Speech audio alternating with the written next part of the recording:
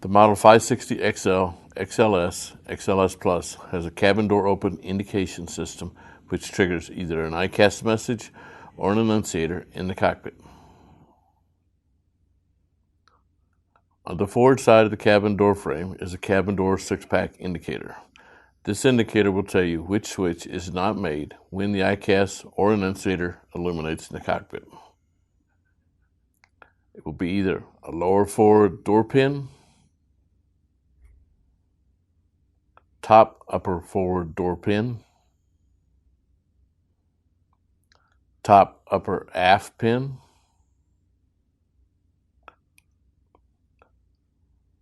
lower aft door pin,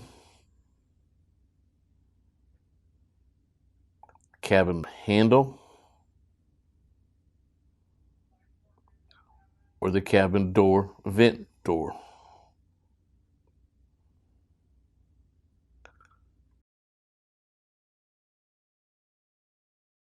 Normal cabin door closing operation should extinguish all 6 indicators on the 6-pack and also extinguish the cockpit indication.